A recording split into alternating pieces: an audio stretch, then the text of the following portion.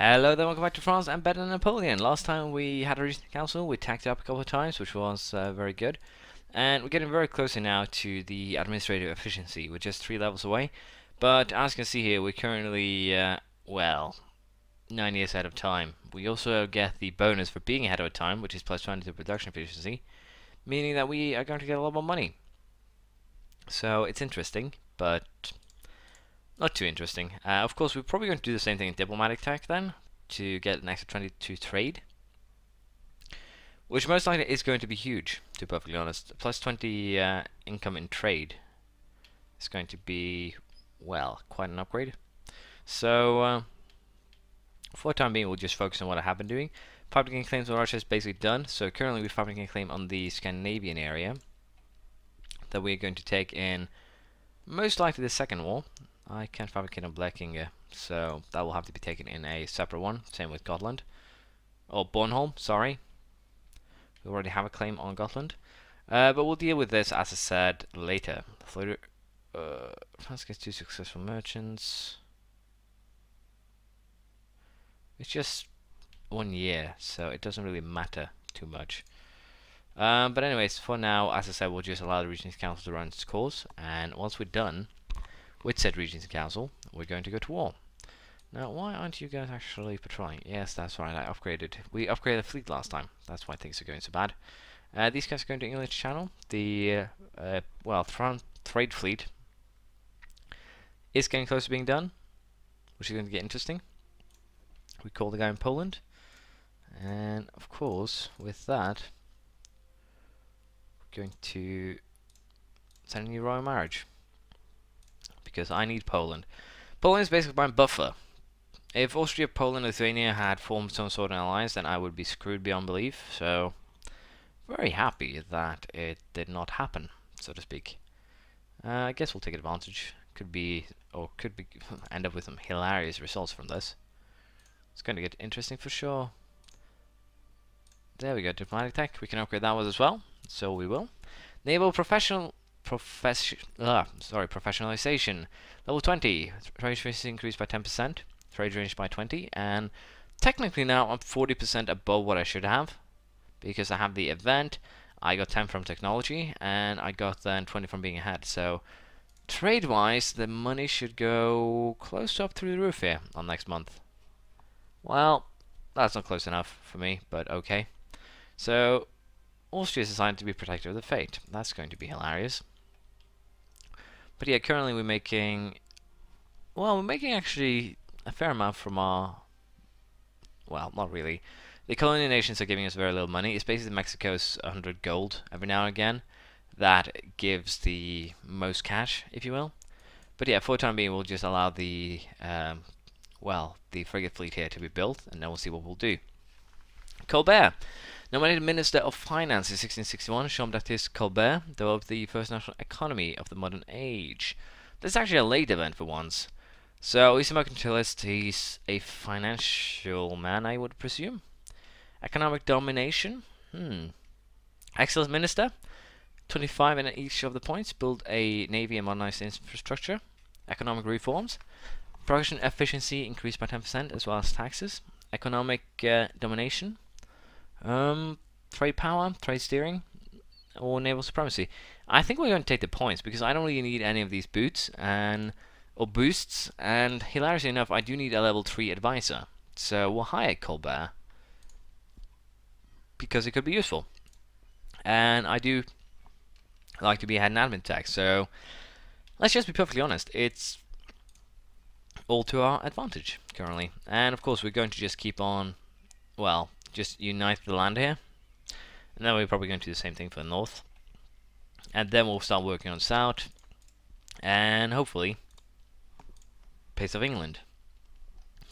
I think we're back to waiting,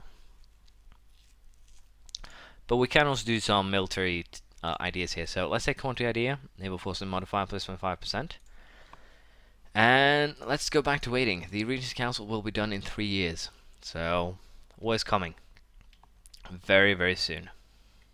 As you can see, I've actually just gotten the... Sorry, I hate the fact that my record button, or return recording, and switch armies, now same one. But as you can see, the fleet is finally done. The fleet here, if I set them in English Channel, I'm going to be earning about 5 ducats more. Or sorry, 6. So it's not the bad since the fleet costs 750 in maintenance. On the other hand, if I should send these guys to Lübeck, as you can see, I'll go from basically 2 ducats to 14. So in this case, I think we're going to send these guys to Lübeck, and we're going to see how that works. But also, if this gets sent to, of course, England, it's going to be interesting just to see how much effect this has on the trade. If it goes up or down or whatever, because we're transferring the money forwards. We're sending it basically to North English area. So I might have to switch up a little bit here, but I think we should be fine. Now, how much money is getting sent forward now? 943, as you can see here. So France is going back over 5.10. Well, it's 30 here now, but as you can see, I have more power in Lübeck than I have in the English Channel itself. So with this, let's check now if I were to send these guys to protect trade in England now. We'll go from 1055 to 1761. So it's going up a tiny bit, but not much. So is there any better places where I should send things? Lübeck still, apparently. So Chesapeake Bay, don't really want to send that. Baltic Sea. Baltic Sea could be interesting. Novgorod. But again, I don't really have any, well, I don't really have a presence in the area, so there's no need for that. But this fleet, of course, will be helpful both in battles, but also to keep everything else under control here. Do I want to go for a third level 3 advisor? To be perfectly honest, I don't think I can afford that. Once the war starts raging again, I have to get my force up running, I have troops to pay, things like that. I will not be able to afford, basically, running everything then. There we go, Heretics of Luthien, 10 papal influence, that is interesting. Now let's see if we got rid of that. Yeah, we got rid of that Center of Reformation, which means that in theory now we can start reconverting Scotland, and we're going to just start with Scotland, just get this entire area done first, and then we'll work over with everything else. So that seems to be settled and done. I do really want to build another 50 ship fleet though, just to help out with getting everything done. But not really too much I can do about that. Even though I'm minus 148 with these guys, they would still accept a royal marriage. That is nuts. But again, Regents Council, waiting, preparing for war in Russia. Should be very soon now. There we go, Louis the 12th von Habsburg will now rule our nation, 641. Pretty good.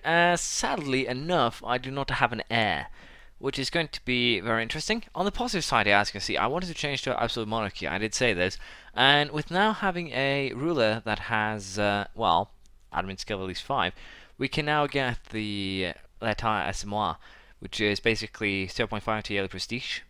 I get an absolute monarchy, and, well, we'll have 20 years of +1 national unrest, but that will also be cancelled out by the absolute monarchy. It will basically be as status quo for 20 years, as well as we get +0 or minus 0.05 to monthly autonomy, raising up to minus 0.2, which will also be very, very useful. So there's no reason not to take this, to be perfectly honest. Well, at least the way I see it. I'm also very tempted to go for stability of 2, just for Sunday schools. And to be perfectly honest, we're earning a tremendous amount of admin points, so I think it's perfectly fine doing this. It's kind of a tiny bit of a waste, but again, it should be fine. So with this, what we're going to do now is a war on Russia, which is going to get very interesting. The goal here, I think, will be to take probably just, yeah, let's just go for Viatka. It's big, it's center, it's fine. I do not want to drag Poland into this. There's no reason to weaken Poland for no good reason. So let's just go with this war. It should be pretty straightforward, pretty easy. Russia's forces number about 40,000. I have a lot more in the area. The fortresses are ready, the army is ready. The tech is the same though, which is kind of concerning, but I think we will be able to beat them. It's just take this area, and then if I siege to Vatica, then I'll get everything I want. So it's just playing slow, but I guess slow but sure wins the race in this case. But anyways, we'll focus on, of course, taking these two fortresses first, and then we'll move eastwards as time allows for it. They're already sieging that fortress though. Did I give them too little time to reinforce? I did. They didn't reinforce properly. Either that or they have a very, very interesting general. But anyways, for now, we will challenge them, actually. We'll use this army to challenge. The other one is damaged quite a bit, so worst case scenario here, oh, we actually end up in a battle. That was not a planned battle.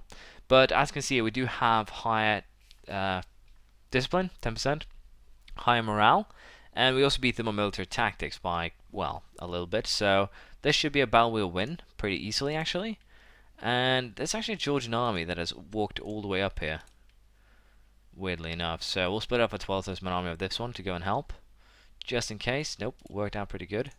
So the goal now is to just re-siege, and then we can deal with the Russian army as we see fit later.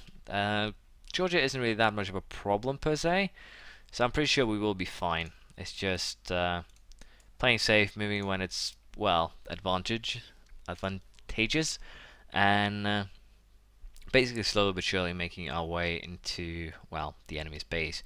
I will also, as you probably saw earlier, will keep on fabricating claims on Castile. I have so many points currently that I would very much like to just smudge them off the face of the earth. They have no allies, they have not everything, and just getting rid of that little yellow dot will probably make my day at least a tiny bit better. So we'll see how we want to handle this. But for now, just siege fortresses and, well, take some of the Russian land, and we'll move from there. They're actually attacking us in the area here, so they got a -1 for terrain. General has the force shock, but literally useless in anything else. So as you can see, this is actually a battle that we're currently losing, and we're losing very, very decisively thanks to this tremendous shock. So land movement blocked by hostile fort. Are you kidding me? There we go.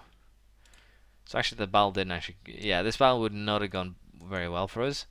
So I think for the time being, I don't think I want to siege Yaroslav. I think I want to create a new leader. What happens if Habsburg guy dies? We get a new random noble.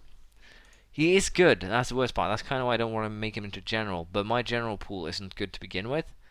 So once the other general comes back, we'll gamble, and we'll see if we can get someone who can actually be, well, of use, if you will. There's actually 30... Okay, so they have 60,000 men involved. I might have to move one of my armies over to help. Where's the big fleet? There you are. We'll move these guys over to help in Russia, and that should solve some of the problems we're having. Give up that siege, move to Novgorod. They should, in theory, not be able to march. Well, it's their own land, so I can probably march through it anyways. Can you get there in time? Yes, we'll get there just in time to evade. But yeah, it seems like they have some pretty decent armies. Picture, and that's 5-3. That's also a very decent general. So let's just turn our ruler into general, see what stats he has. He does not have wonderful stats. Are they? Yeah, this is going to get awkward. We're probably going to have to end up being on the attacking side here, because they did actually go to Novgorod. So we'll have to see. I think I'm going to give them just out this month to recover. And I'm very tempted to make a desperation attack on Novgorod itself, just to split them up before the Russian army over here comes. So let's just do one battle here and see just how this turns out. In terms of war exhaustion, I can take it far better than the Russians can, and the Russians will end up getting it rather quickly here. And worst case scenario, or best case scenario, is that by doing these attacks, the Georgian war exhaustion will go up high enough to have the Ottomans be aggressive towards them, because Georgia is basically just fortressed a couple of fortresses now, nothing more. We're actually going to lose this battle, aren't we? Yes, we are. We'll just keep on rolling ones. How neat. Anyways, I think this is a callback to my earlier title, Strategic Dumbass. I'm really living up to that title right now. But yeah, I think I actually need more forces in the area. I should not have lost a battle to begin with, but that's just how things are.